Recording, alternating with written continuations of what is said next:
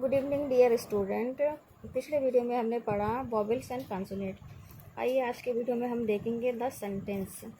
Sentence क्या है? Sentence को हिंदी में वाक्य बोलते हैं।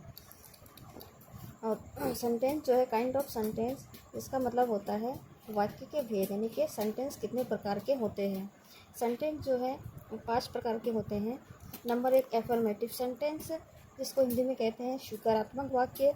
एंड नंबर 2 नेगेटिव सेंटेंस, जिसको हिंदी में कहते हैं निषेधात्मक वाक्य। एंड नंबर 3 इंटेरोगेटिव सेंटेंस, जिसको हिंदी में कहते हैं प्रश्नवाचक वाक्य।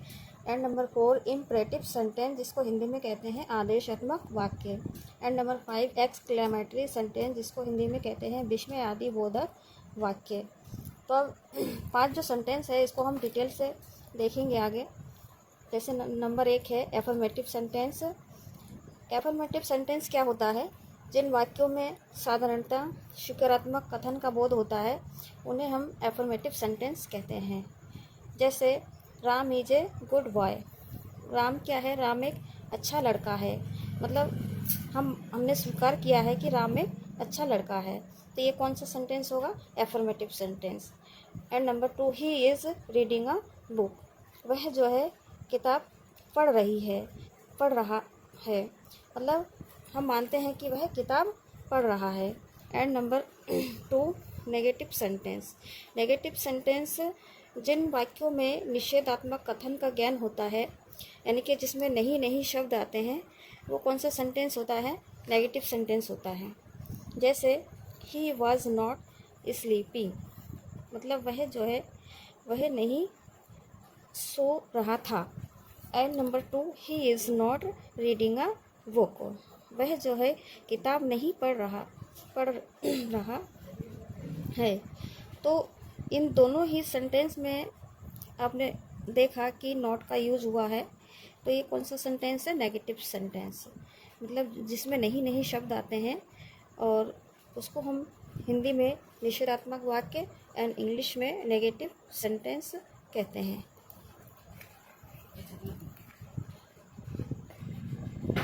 अब आ जाते हैं दूसरे पेज में। And number 3 interrogative sentence. Interrogative sentence को हम हिंदी में प्रश्नवाचक वाक्य कहते हैं। ये किसी प्रश्न का बोध कराने वाले वाक्यों को हम इंटेरोगेटिव सेंटेंस कहते हैं। यानी कि जिस सेंटेंस में प्रश्न पूछा जाता है उनको हम प्रश्नवाचक वाक्य हिंदी में एंड इंग्लिश में इंटेरोगेटिव सेंटेंस कहते हैं। जैसे वेयर आर यू गोइंग।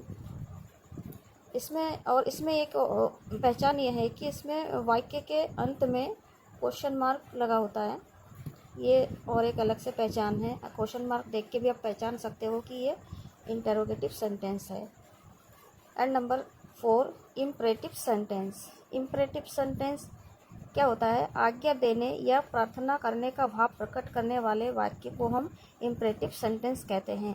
मतलब जिस वाक्य में हम किसी को किसी काम के लिए ऑर्डर देते हैं या किसी काम के लिए रिक्वेस्ट करते हैं, तो ऐसे सेंटेंसेस को हम इम्परेटिव सेंटेंस कहते हैं। जैसे please give me your book. And number 5 exclamatory sentence.